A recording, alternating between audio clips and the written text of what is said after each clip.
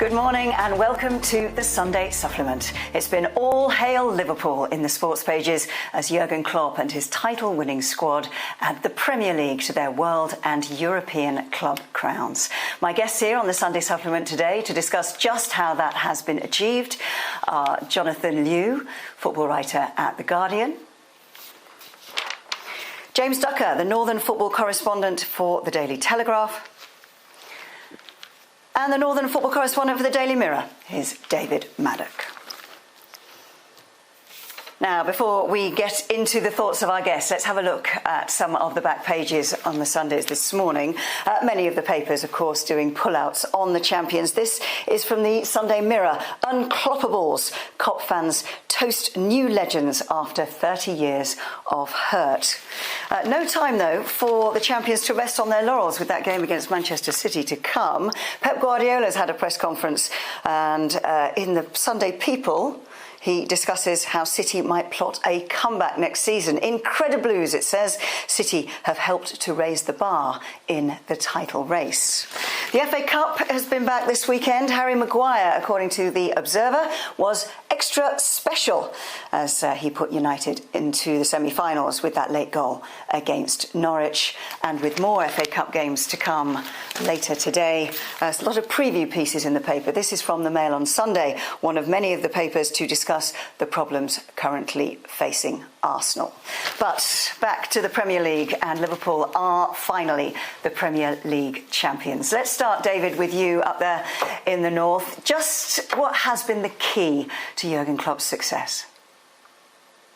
Where do I start? I mean, it's an incredible combination of things, but Klopp himself is clearly proving to be one of the managers of his generation. He kind of combines that passion that every fan sees, that kind of emotion, that relatability with his players, and the ability to inspire them. So, in a sense, an old-fashioned type of manager in that way, but also incredibly modern in that he combines all of the sort of modern techniques, the modern coaching techniques, the medical side of it, but also the analytics as well. So Liverpool are kind of almost groundbreaking in the way that they are taking the analytics forward and combining it with the work that Klopp does so well. He's created a side out of it, which clearly is, by far and away the best team in the Premier League this season, but very possibly the combination of players makes it one of the best teams in Liverpool's history, which I'm almost hesitant to say because of all the incredible teams that they've created over the years, Liverpool. But this one, you go through the whole side, and the stats match up, and they're remarkable. They score goals, they don't concede goals. And when you do that, that's when you win titles. And I think Klopp's ability just to combine all those personalities, to take all those ingredients as a manager, and sort of produce what he has is remarkable. Now, you want me to kind of sum it up in one word, and Andy Robertson did an interview with us on Friday, and he said it in one word. He said relentless, and I think that's what they are. They just keep going, keep going, keep going. All season they've had games where we thought they were going to lose, and they turned it around to win. Aston Villa away early on sort of really springs to mind, but they just had this ability, and I think to win games when it didn't look likely, but then to believe from then on, as all the great sides do, that they're going to win games. And I think, that is perhaps the key this season, that ability just to keep going, keep winning, to be relentless. I think carrying on from what David says there, it's the level of focus for me that has really resonated. I think to drop 7 points all season is quite a remarkable achievement. I think one of the big things Klopp did was, after the European Cup win at the end of last season, he didn't make too much of it. There wasn't a huge sort of focus around it. I think it's there's been a lot of insight in the last couple of days around some of the things he's done. And they didn't plaster Melwood in European Cup paraphernalia and all the success. It was just another trophy added. And it sent a message, I think, to his players that one's down. The focus now is on the Premier League. I don't want us to look back. We've done too much of that as a club in the past. We've got to move forward. And I think every single person, players obviously, most obviously, but all the staff, right up to the owners, have sort of bought into that mindset. They've really moved forward. Just during the lockdown, there was a really interesting quote from Patrice Evra, the former France and Manchester United defender, trying to explore an insight into what makes serial winners. And he said Didier Deschamps taught me that winning was important, but Sir Alex Ferguson taught me that winning is normal. And I think Klopp is doing that at Liverpool. I think he's creating a culture now among his players and his staff where the expectation is that winning has to become normal. That it becomes normal. You don't think about it too much. I mean, I think it was 8 years previously that Liverpool last won a domestic trophy.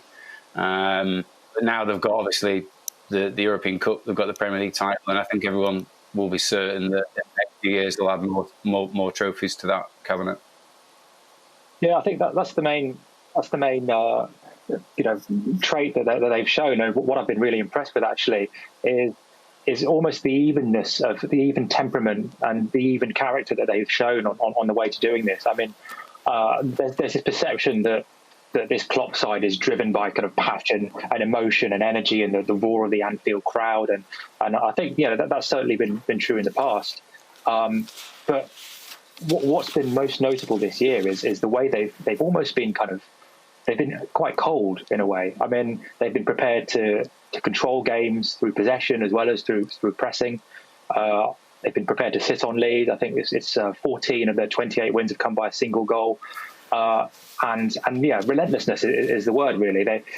They've been slightly over reliant, I think, in the past few seasons on that front three. But this season the goals have come from all over the pitch. 16 different goal scorers this season. And if you try and stop them on the flanks, they come through the centre.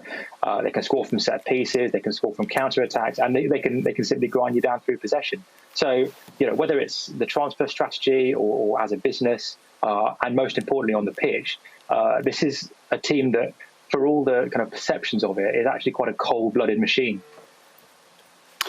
I think one of the things that Klopp has done is to create this idea of a team, not just on the pitch but off it as well. Kenny Dalglish was saying on Friday that the one remarkable thing about Klopp is he's happy to have other people around and give them credit, and it's absolutely true.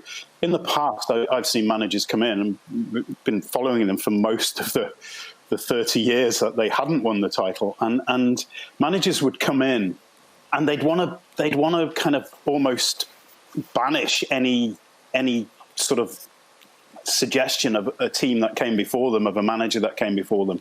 Whereas Klopp hasn't done that. He's embraced it. He's embraced Dalglish, for instance, who, Dalglish has such a weight of over that club, a weight of expectation. And to have him hanging around in the background, a lot of managers wouldn't have been able to cope with that. But Klopp himself wanted to use Kenny, wanted to bring him in alongside the staff that he has, and he listens and is prepared. Obviously, he makes the ultimate decision, but he listens and is prepared to take advice from all through his coaching staff, from the analytics side, from the medical side, from the coaching side, from the technical side as well. Michael Edwards has had a big input in some of the signings that we've made, and I think that ability to create a team on and off the pitch probably is his greatest asset, and he's secret almost, because he himself, Klopp, such a personality that you think it's all about him, but in fact he often says, and he's right, it isn't just about him. Although clearly the best leaders are the ones like him who managed to take everything and then mold it into this sort of winning mentality, which is exactly what has done. James, how much is the pressure now on Jurgen Klopp to create a dynasty, sort of in the same way that perhaps Sir Alex Ferguson created one at Manchester United after winning his first title after 26 years for Manchester United? Clearly, there's pressure.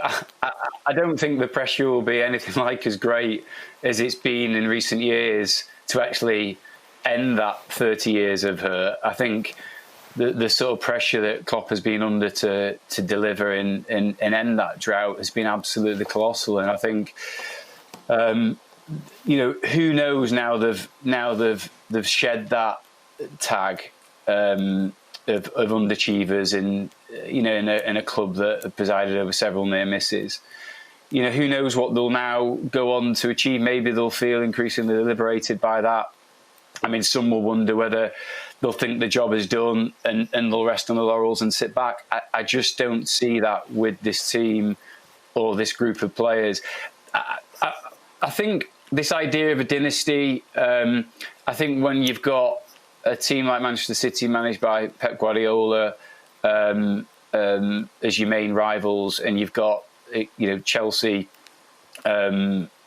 clearly sort of mobilising in the transfer market and perhaps building something there, and an ambitious, hungry Manchester United trying to get back on top as well.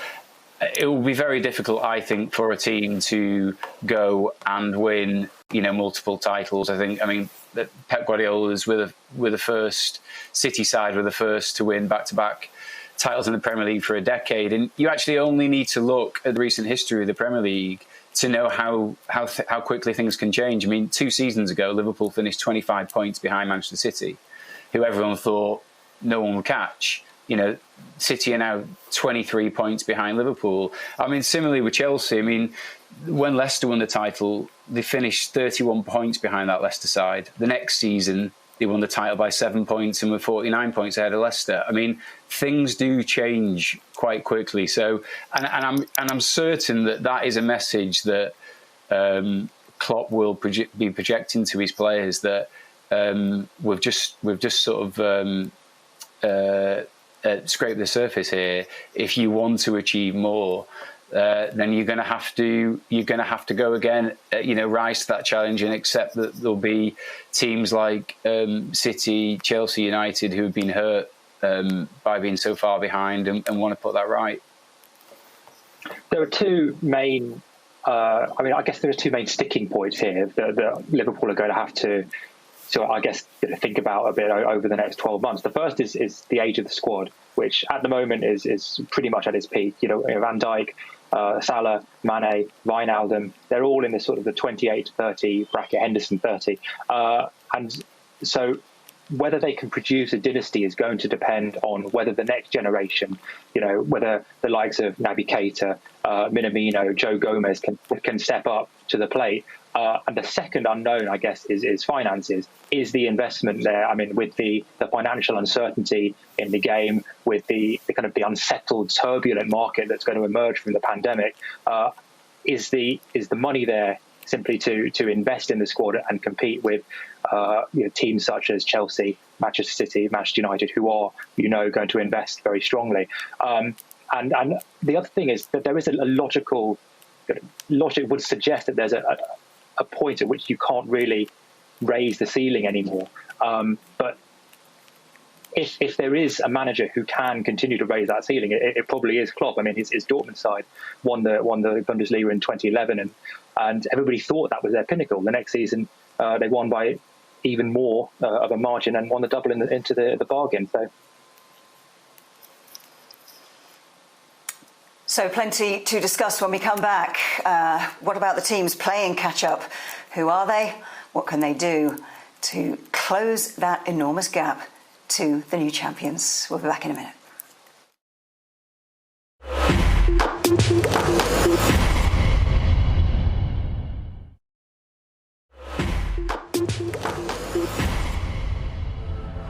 Welcome back to the Sunday Supplement. We've been discussing Liverpool and their new title. The question now is, how do they stay there? David Maddock is with us. David, do they strengthen, or have they got enough to sustain another challenge for next season? I don't think they do strengthen too much, because basically football is in financial crisis, and Liverpool are a club that are very, very aware of that. They didn't spend much last summer, maybe not even 10 million over the two windows, and I don't see that they need to at this stage go out and splash the money that they haven't got. All clubs have lost. Maybe over the next year, without football fans, the top 5 or 6 clubs in the Premier League, that potentially they could lose 150 million of income, which they thought was guaranteed, and they all have fixed outgoings. So in that sense, it's difficult to see any clubs really spending absolutely huge amounts of money, which is what Liverpool would have to do if they really did want to strengthen, because the side they've got, how do you strengthen on that? It's very difficult, really. You're talking about squad depth and not the side. I don't think Klopp needs to strengthen. I don't particularly believe he wants to. Last summer, I remember sitting down with him and him saying, in his career with Dortmund, he'd never actually had the chance to keep a side that had been successful, because every team he created, it was then cherry-picked by some bigger clubs. Bayern Munich stole Lewandowski, if you'll remember. And last summer, he said he had the chance to keep all his players, to keep Salah, Mane, and Van Dijk, and base a team around them. And they're all still really good ages. So I think, Klopp himself has a contract until 2024. And I think he realises he's got a team, a squad at the moment that has a lot of good young players, and it has players at their absolute peak and will be at the peak over the next 2 or 3 years. So I don't think he really needs to mess with that very much.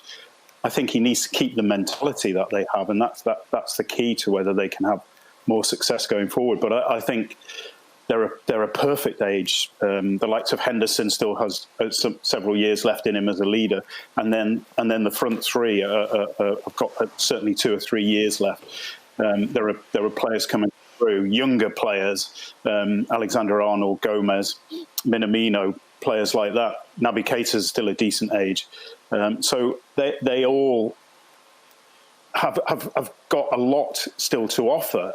And I can see them, maybe dominating for 2 or 3 years. And then it's the next generation that comes through, the Harvey Elliott's, the Curtis Jones, Williams at right back. They're younger players. They're sort of teenagers still. And they're the ones that they then have to provide the next level. But, that's a big ask for them. But I honestly think Klopp's got the players already to have success to keep it going. James Milner was talking, in the aftermath of the title win this week, and I think someone like that has got a really important role to play next season. Milner was part of the Manchester City teams that won the first 2 Premier League titles, but whose defences the following season were pretty abysmal, and I think, having experienced that, I think he'll be very well placed to talk to a lot of the Liverpool players about what is required to go again, what the pitfalls are, what happened to that those Manchester City teams, and why they didn't kick on the next season. So I think that level of experience, that level of insight, little things like that could be key, I think, for Liverpool to kick on and go on again. And perhaps, as David was saying as well, that the sort of financial impact of the COVID-19 crisis, might have a significant bearing on what happens next season. Teams or their main rival might be a bit reluctant to strengthen, or might not necessarily have that ability. We've obviously seen Chelsea have, but they probably still need need quite a bit to get up to Liverpool's level. So that in a strange way might work in Liverpool's favour. Teams that you would ordinarily expect to mobilise and react might not actually be in a position to do so. And if you look at squads currently, you would say that Liverpool's is the strongest in all departments and has the most depth in all departments. One of the main legacies, I think, of this incredible duel that we've now essentially got, this two-way tussle at the top, is that the bar to winning a Premier League title has been raised so significantly. I mean, it used to be that 85, 90 points would guarantee you a title. We're now looking at 95, 100. Liverpool could get 105 points this year, and that's kind of the standard that they have set, and that's what leads me to think that it's still possibly a two-horse race next season. I don't, for all the improvement I've seen in Chelsea and Manchester United this season, I still don't quite see a 95-point season in either of those two sides, even with significant investment in the transfer window. So for me, it's still very much Liverpool and City with these two managers who will have been there for quite a few years, and I basically have a settled fundamental side that is incredibly strong, and I think those two are still going to be the teams to beat. City, especially if, I mean, this is a big if, but if they can keep the core of their squad together and they don't have Champions League football to contend with next season, that would actually be a huge boost for them in terms of winning back the Premier League title, not just in terms of the fixture pile-up that they would avoid, but also the motivation to reclaim that Premier League title, which I think is something that's still motivating Guardiola. James, Manchester is your patch. 769 days when they had every single domestic trophy. They're now contemplating their crown has gone. What shape are Manchester City in to mount a challenge next season? Well, they're in an uncertain phase, to say the least. I think there is a lack of clarity around Manchester City at the moment, primarily because no one quite knows how the Court of Arbitration for Sport verdict appeal will go.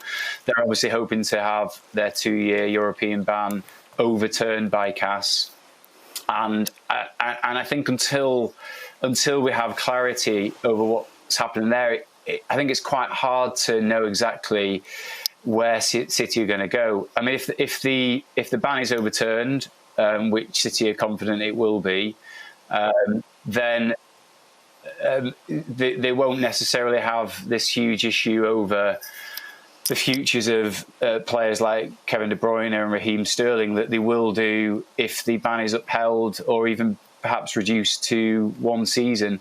Equally, Guardiola is entering the final year of his contract. He's refused to commit beyond that at this present moment in time. So there are all these issues on top of the existing ones, which seem to centre mainly around the defence. Guardiola was very disappointed not to add a centre-half. Last summer, following Vincent Kompany's departure, he wanted to bring in Harry Maguire. City wouldn't pay 85 million for the Leicester man, as Manchester United ended up doing.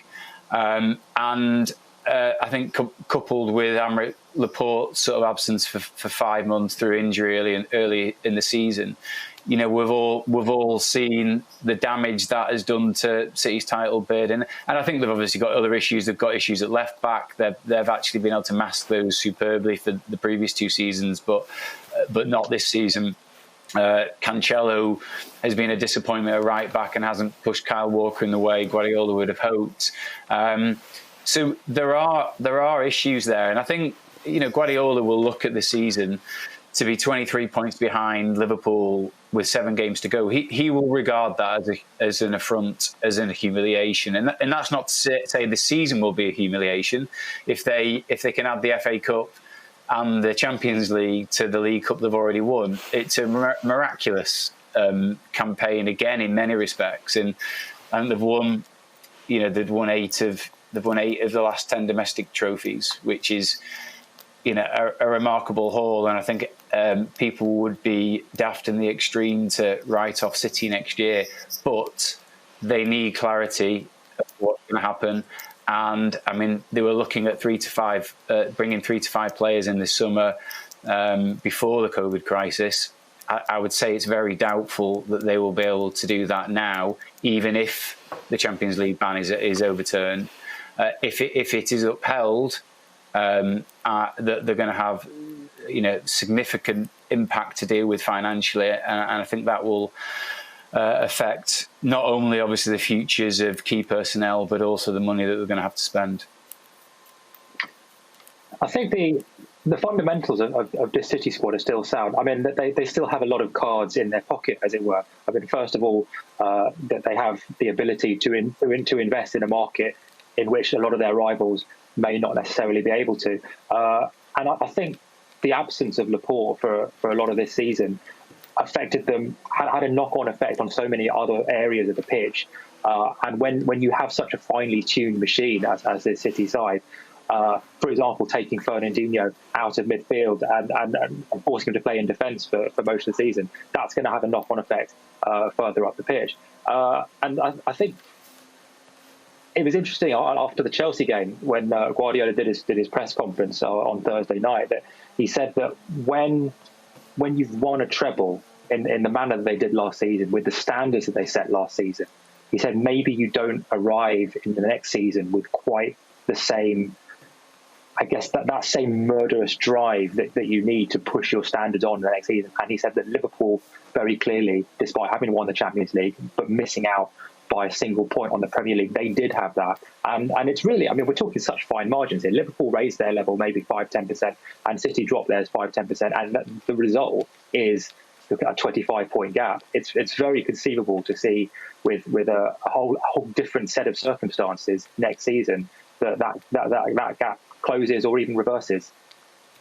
I think they've also got this issue of the succession.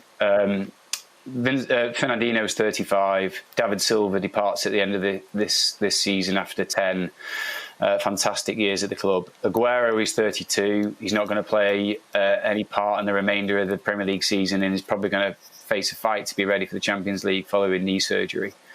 Company has yet to be replaced. And you look at different areas of the team. Kyle Walker's not getting any younger. Gundogan's not getting any younger. They do that. There are, the nucleus of the side over the past 5 to 10 years is about to be broken up. Well, that process is already underway. So they do need replacing, and I think they do need clearly people like Phil Foden, who's a generational talent, to kick on, and I think players like Sterling to reach the next level, Bernardo to move a step on. The same with Riyad Mahrez. I mean, there are players within their disposal that are capable of doing that, but I do think they need to be supplemented in key areas by new arrivals.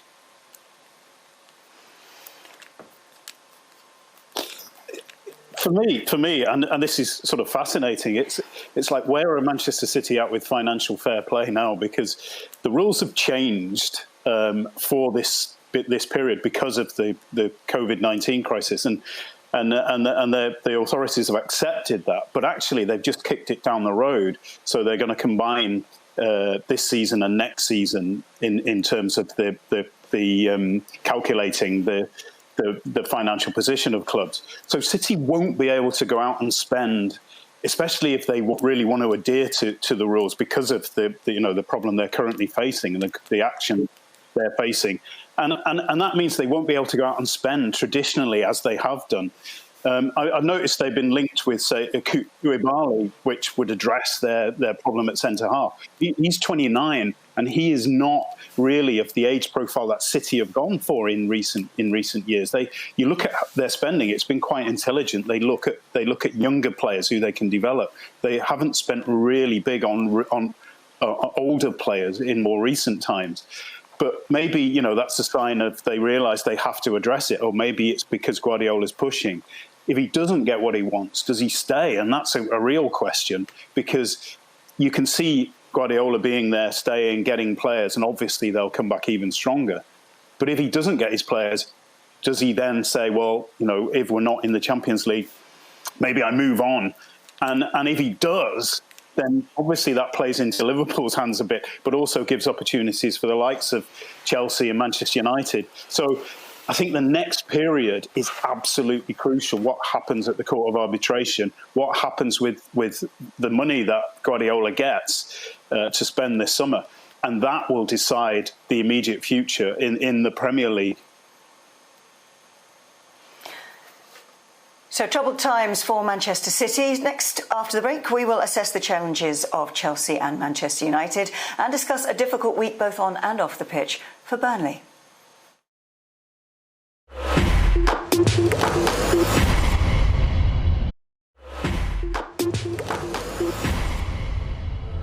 Welcome back to the Sunday Supplement, where we've been discussing Liverpool's dominance in the Premier League this season and who can challenge it next season. We've looked at Manchester City.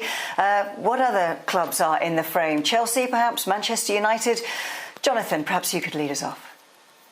Yeah, I mean, Chelsea are a really interesting case study because they've spent on Timo Werner and Hakim Ziyech in the last few months, and they look to be going in the right direction. The direction of travel is extremely encouraging for them, and you can certainly see the makings of a really effective front five, front six coming together with Werner on the left, with Ziyech on the right, with the likes of Mount, Pulisic, Tammy Abraham, Hudson-Odoi. That is an attacking combo that is really going to win you lots of points. The main concern, the two main concerns really, are that back five. I mean, Kepa, I still don't think is a title-winning keeper. He's sort of the goalkeeping equivalent of a bag of Revel. You sort of stick your hand in and you're not quite sure what you're going to get out of him. And that back four there is still a lot of question marks over that. And the other thing is the consistency. I mean, we talked in the last part about the relentlessness that Liverpool showed this season, that City have shown in the previous two seasons to win what is going to have to be 30, 35 games a season. Are Chelsea there yet? Is Lampard there yet as a coach? For all the improvements that they've made, I'm still going to have to say not quite yet.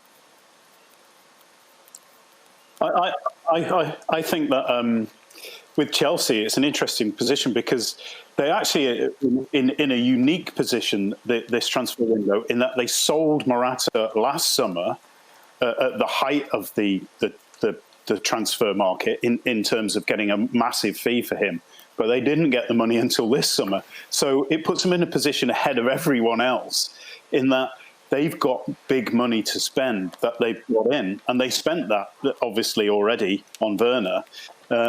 But financially, even though they haven't even spent the Hazard money yet, the owner, Abramovich, actually, in the latest accounts, put in £260 million, I believe, of loans to cover the previous debt. Now, obviously, they have to be aware of the financial fair play. It's going to be over 2 seasons instead of 1. But I'm wondering whether they really do have the money to buy the rest of the players that they're looking at. They're talking about bringing in a left back, another forward. They are going to get rid of a couple of big players off the wage bill, Pedro certainly, and possibly Willian, and a couple of other players leaving. That brings them a huge amount of money saved in wages. So maybe that alone can allow them to bring other players in. But for me, Chelsea, they're still 2, 3, 4 players behind, possibly being that sort of consistent level of winning that you look at Manchester City, you look at Liverpool, that you absolutely will require next season to win the title. So maybe Chelsea certainly got lucky with the Morata transfer, but perhaps to me that's actually a slight mirage in terms of it's making a lot of fans elsewhere saying, well, if they're spending, why are we not spending? But you look at the likes of Manchester United and their chief execs come out and said, the market's changed and we have to wait to see where the market's at. And I think most clubs are going to do that. And I actually think Chelsea now will look and wait to see where the market's at before they make any more signings. They had to sign Werner at that time because of a release clause in his contract, and they had to hit it.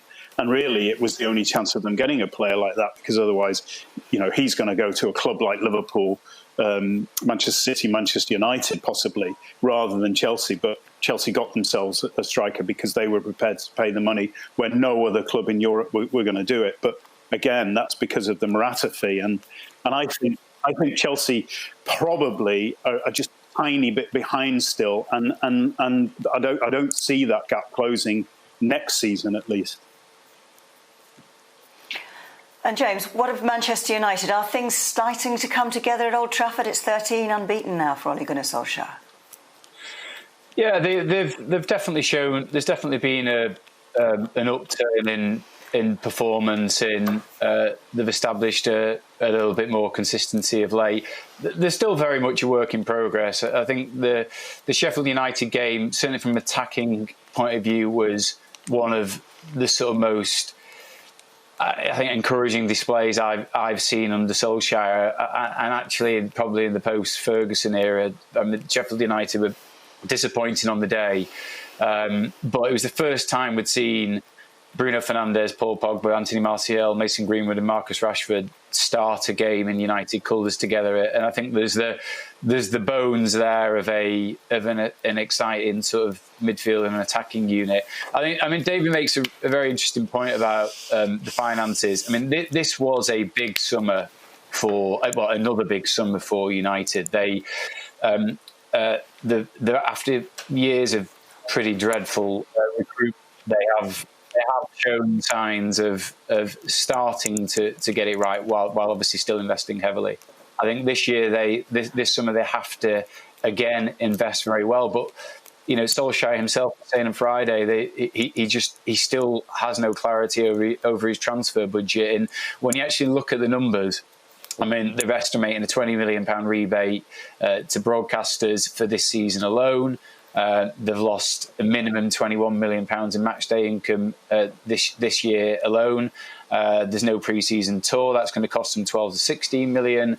If they miss out on the Champions League qualification again this season, then their Adidas kit deal takes a hit. That'll be £22.5 million spread over the remaining lifetime of that contract. And then we face the threat of behind closed doors games again next year. And for a club making £4.25 million per home match, that's a considerable amount of money. And Ed Woodward, the chief executive, has been, I mean, it's multiple times now where he's warned that the landscape has changed. The idea of players being sold for, 100 million plus, 150 million plus is unrealistic in the current climate. So it will be interesting to see what happens. United, I can't see spending £115 million, for example, on Jadon Sancho in this climate. I just can't see that. So they might have to reconsider their options, hope perhaps that some of their targets become available for cheaper. But I don't think, given the nature of the squad, that they can't invest. I think there has to be another good signing or two to stand any chance of getting anywhere near the title next year. And I still think that's a considerable leap for a team that have been, that are almost 40 points, I think, behind Liverpool currently. All the clubs facing uncertain futures financially. Perhaps one that I'd like to look at in more detail at the moment. And James, I'd like to stay with you because I know this is a subject you've been looking into. Just what's going on at Burnley at the moment? Well, it's been a difficult week. I mean, for those who didn't know, when Burnley went to Manchester City on Monday, and within minutes of the game starting, a plane trailing a banner that read "White Lives Matter Burnley" circled overhead. This was literally minutes after players from both teams had taken the knee in support of the Black Lives Matter campaign, and it was a disturbing scene which the club, led by Ben Mee, the captain, and Sean Dyche, were quick to come out and condemn.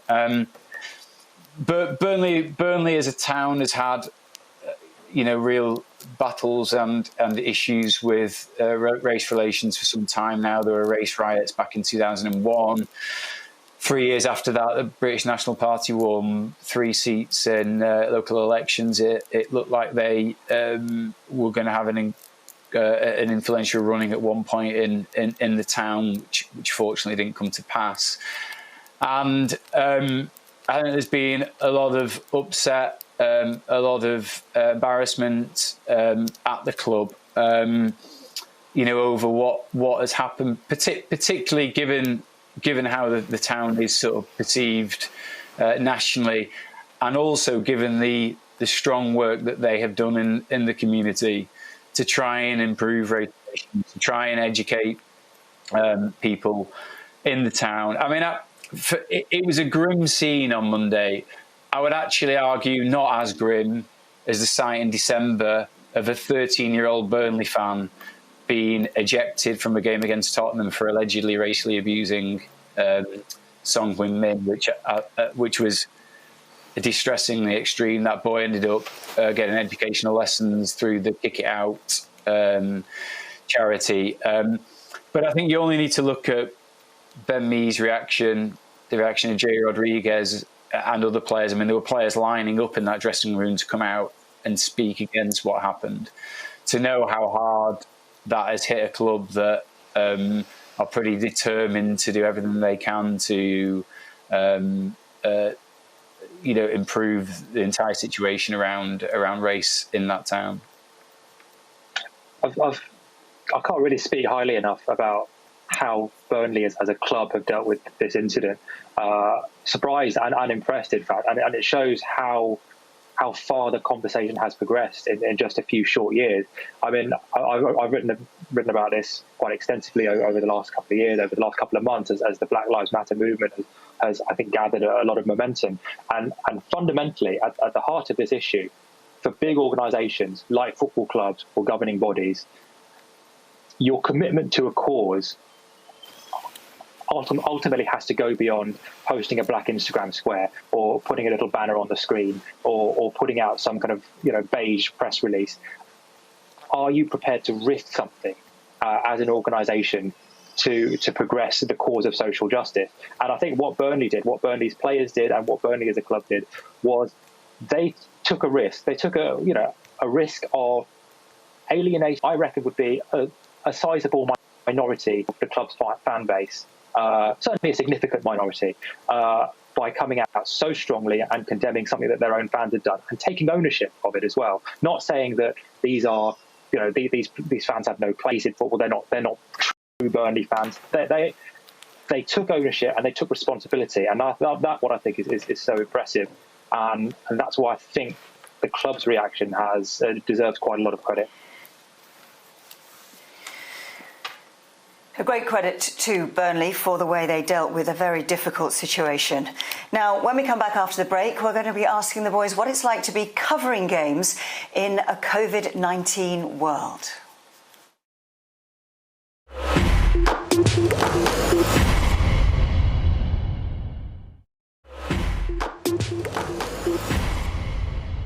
Welcome back to the Sunday Supplement. My guest today, Jonathan Liew, football writer for The Guardian, James Ducker, the Northern football correspondent of the Daily Telegraph, and the Northern football correspondent of the Daily Mirror is David Maddock. David, I wanted to stay with you, and we had to go to a break before we'd really given you an opportunity to say what you felt about the Burnley situation.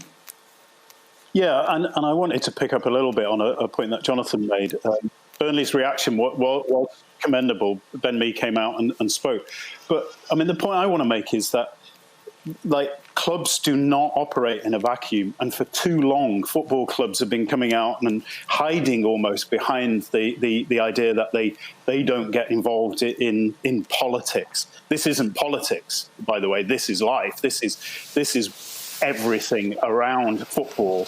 And football has to lead the way. And I'm disappointed that there wasn't more from the Premier League itself, from the football clubs jointly, from the governing bodies, because the reality is the players are doing the leading now. The players are standing up and saying enough is enough.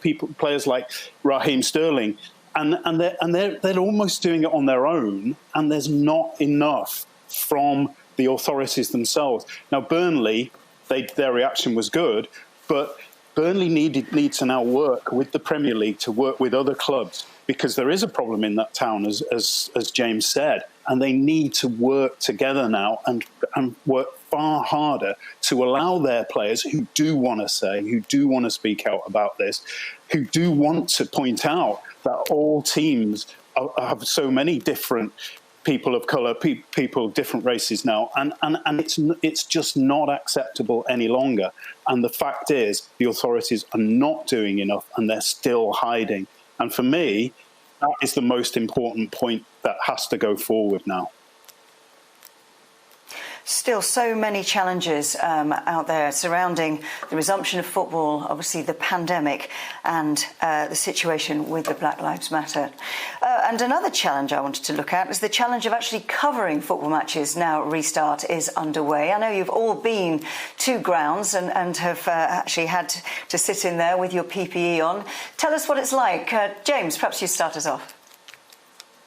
It's been, it's certainly a different way. It's certainly a different way of working.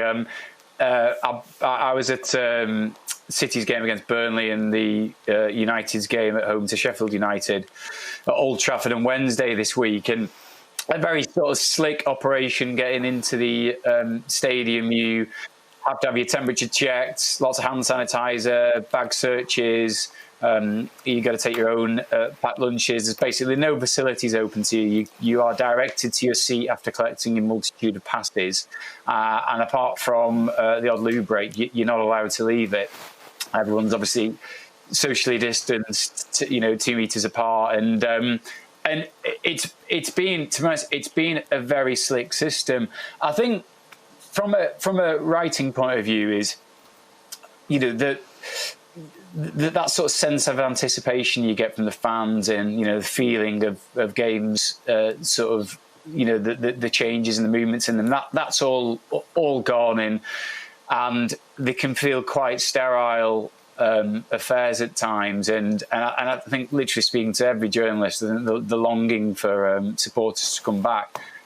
One of the interesting elements is actually is hearing the sort of dialogue between the players themselves and the communication from the benches. Now, some of that is very, very sort of rudimentary and the sort of stuff that you'd expect to hear on a Sunday league pitch, but there has been have been more some interesting things. Certainly, Guardiola against Arsenal the previous week was constantly screaming at his players to get the ball outside. He wanted the ball outside to Benjamin Mendy, to Kevin De Bruyne.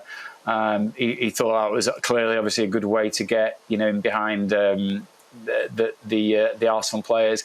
And then little things like, Sheffield United, for example, had clearly targeted Manchester United's left side as an area of weakness, and there were repeated references and shouts of overload whenever they sort of went down that left towards Luke Shaw, who found himself quite isolated at times during the game, and at one point in the first half, Harry Maguire shouted across to Shaw an expletive followed by the words switch on.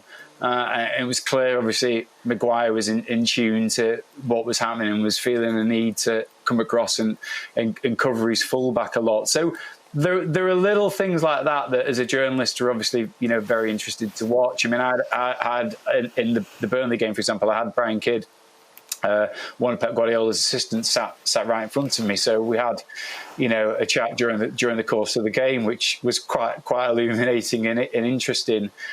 So things like that you will ordinarily not experience have been great, but clearly, obviously, their experiences that fans won't have, and while I'm sure that they're interested in hearing the occasional detail, the thing they want more than anything is to be back inside the stadium. That's been one of my favourite parts of it. Hearing the little snippets of conversation, the shouts that are obviously lost in the crowd noise normally.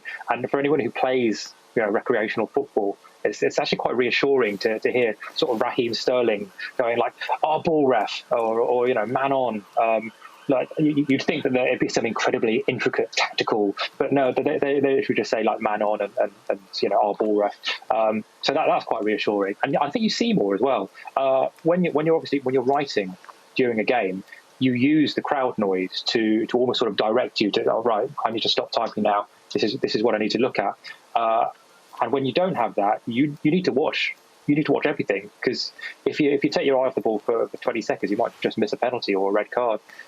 So you hear more, you see more, and I think the main thing is when you're sitting in a totally deserted stadium, there's maximum 25 journalists in the press box. How lucky we are to be there.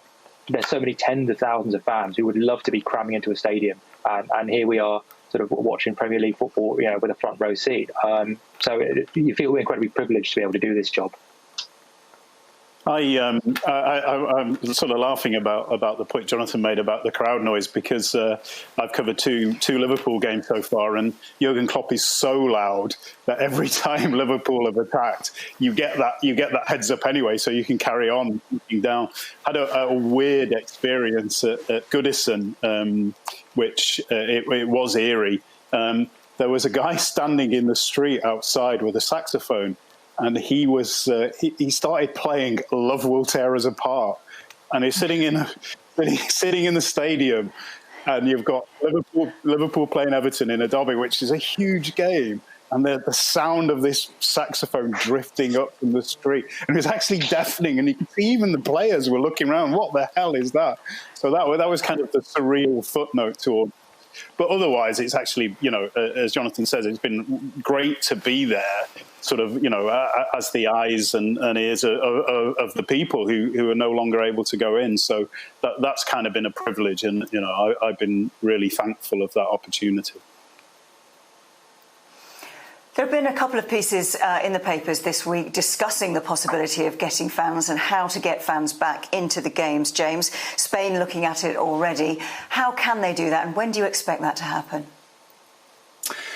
Well, the answer is I just don't know. I mean, I think if there's obviously going to be huge relaxing of rules from July the 4th, and I think if you'd said a few weeks ago to people that would be the case, people would say, "Well, I don't believe you. There's no chance that that's going to happen." So, things are accelerating, and we do seem to be moving forward now quite quickly, and.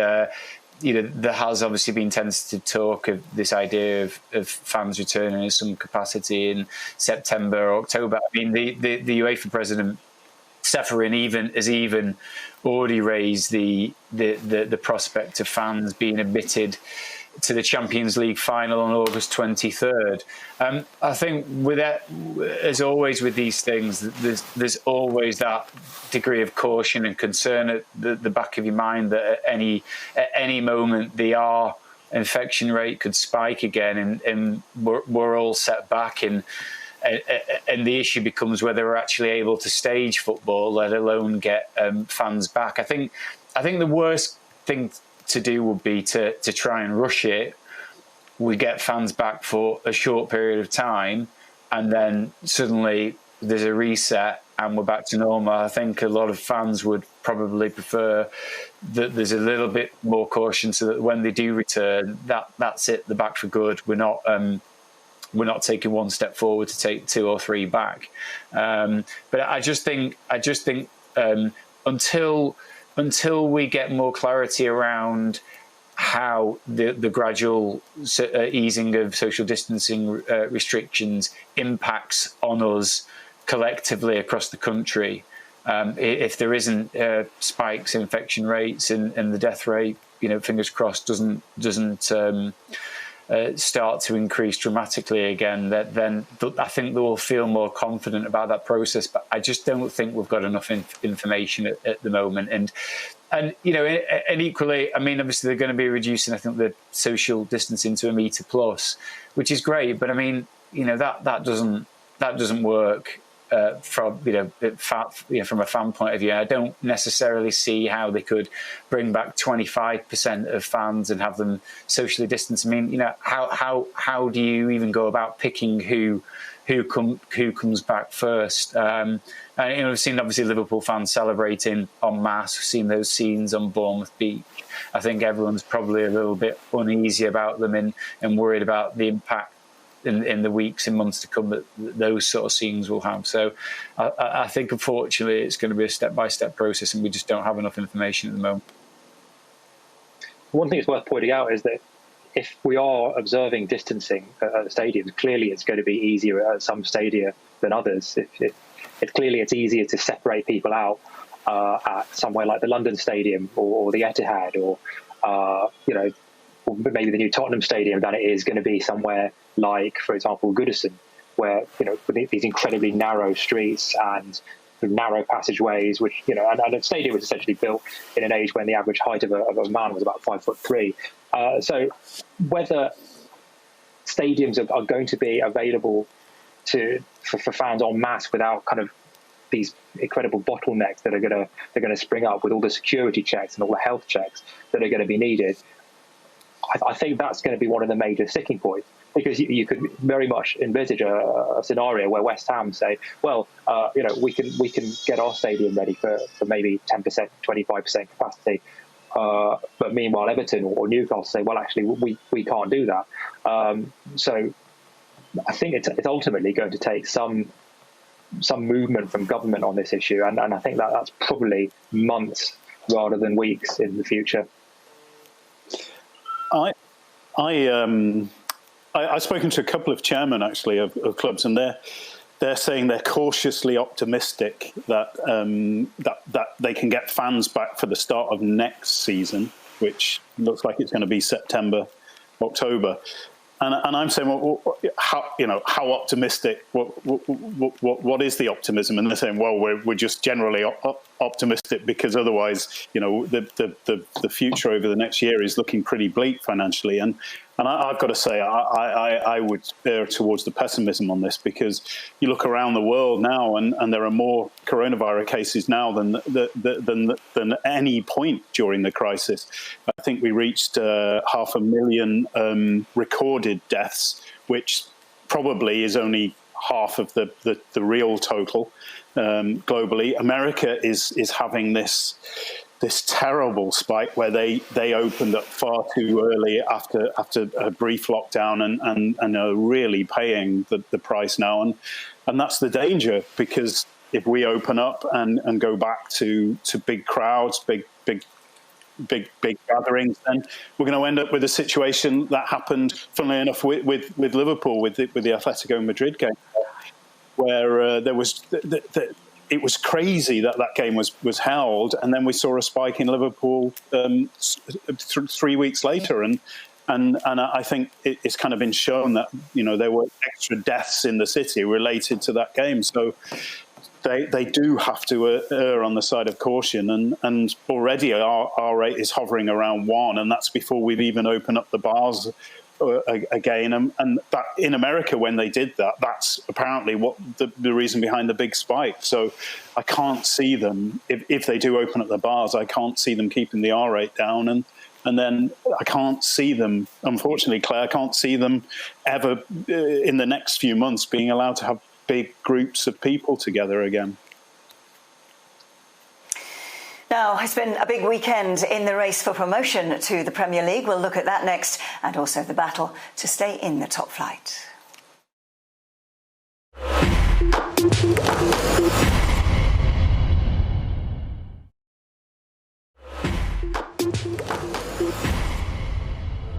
Welcome back to the Sunday Supplement. It's been a big weekend in the Championship, with Leeds, West Brom, Brentford and Fulham all playing each other. Winners and losers from that one, as the race to get promotion to the Premier League hots up.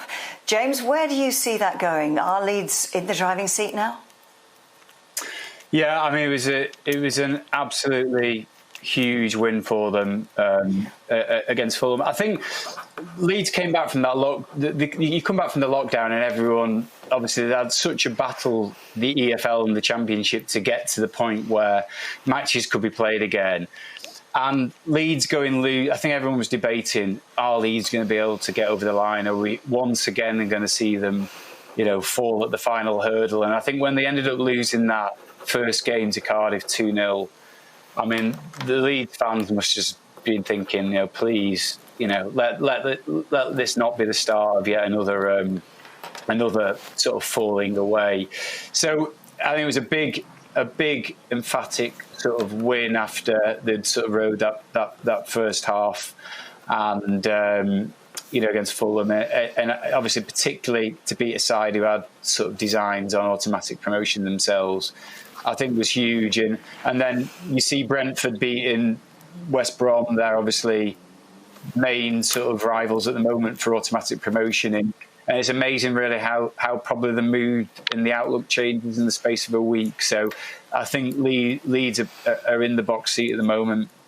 I think the very nature of the Championship, there is so much riding on it for so many teams still, that I don't think you can look at Leeds' fixture list and say they've got any particularly easy games. They've got a lot of teams at the bottom who can still survive or are still fighting for survival. So those games won't be easy. And equally, the battle for the playoffs, it still involves so many clubs. So I think it's one of the remarkable things about the Championship, that you routinely get so much riding on it. But I think that it will have done wonders for the confidence, and even though they are still a bit of a mercurial side, I would think that they would get over the line, and probably West Brom too. But Brentford will have the wind in the sails now. I think. It's great for football that Leeds are in this position, and I was so glad that they won. And that, not showing any bias at all, but it's just that Leeds are a club that I think should be in the Premier League, but also they've got a manager who is such a character that he will enhance the Premier League. And I think, I know a lot of Leeds fans, and they all are just waiting for that moment when they manage to shoot themselves in the foot and somehow not get promoted when it's looked so sort of likely all season. But the win kind of shows that maybe this time they are going to do it, and that's going to make it sort of interesting at the top of the table and the playoff places, because it is so tight up there, as James said.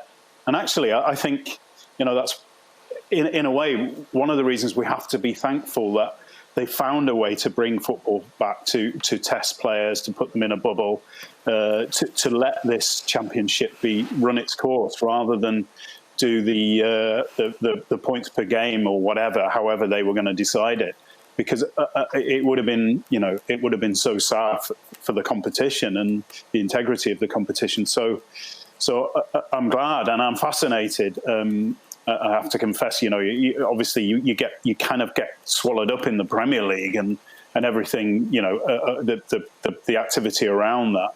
But the Championship is really fascinating now. Brentford have come back really strongly. They've had two big wins against two of the top clubs, and they could sneak in. West Brom not come back so well, and they still have to play Fulham.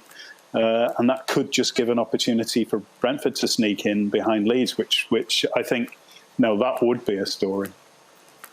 Yeah, the hit on Bielsa's side, wherever he was managing, was that they tended to fade in the last couple of months of the season, and that wasn't, as well as physically, it was kind of the mental strain of that incredible intensity over 10, 11 months, and so in a way, it's almost as if having that 3-month break in the middle of the season has refreshed them a little bit. I saw them against Fulham, and they got battered in the first half. Even though they were ahead, it was something like 35-40% possession, and they sort of it's a point at which a lot of Leeds sides in the past might have crumbled under the pressure or gone into their shells. And what happened in the second half instead was they took control of the game. Pablo Hernandez took control of the game. They started passing it around, and that showed, I think, an emotional maturity that is incredibly encouraging for Leeds fans. I think they're cushioned something like 8 points with 8 games to go, and I think even Leeds would struggle to mess that up. I think they're in the box seat now. Equally intriguing, of course, is the battle to survive in the Premier League. Another bad weekend for Aston Villa and a huge game for Watford coming up, James. Yeah, Villa have had. They've drawn a couple. They've lost a couple. They're still very, very, very much in the thick of it. There's obviously bunch sides there on 27 points.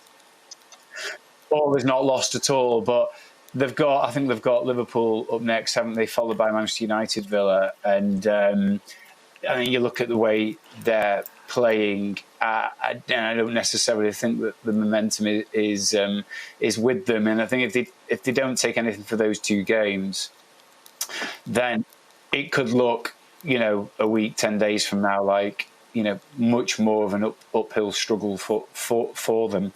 I still think there's a bit too much of an onus, too much of an unhealthy onus on Jack Grealish, and perhaps just doesn't have those players around him to fully realise that talent. I think it's going to be a tall ask for Villa to stay up.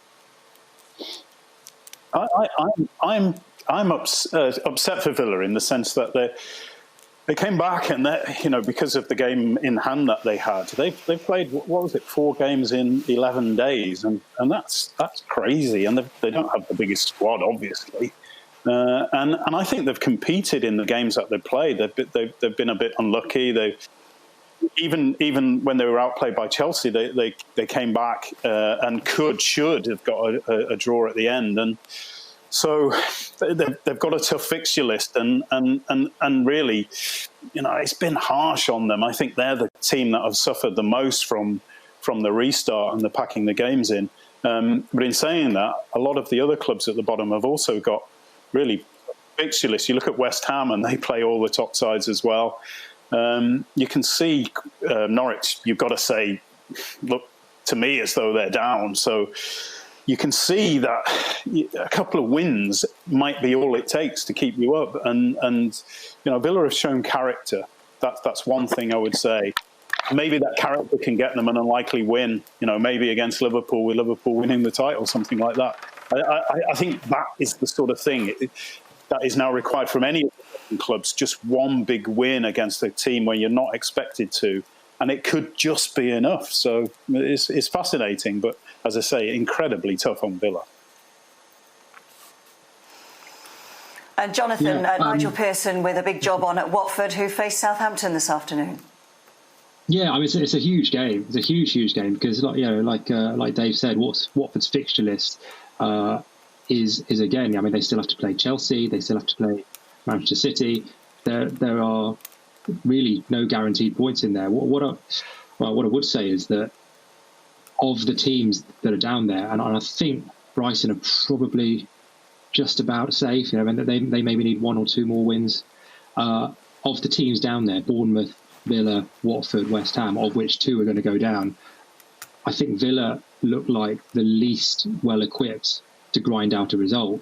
I still don't quite know what they're trying to do in the final third if Grealish isn't producing something. I think West Ham have more options in the final third. I think Watford have a slightly better idea of what they're doing in the 18-yard box. So I think, this is a huge game this afternoon that Watford have just about enough about them to scrape the points together.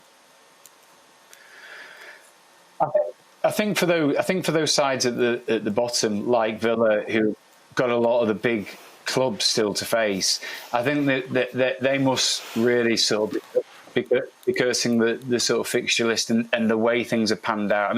I think we've seen this week that the impact, 9 substitutes and being able to bring on 5, the sort of upper hand that does give the big sides. You look at some of their benches, and they are really, really impressive.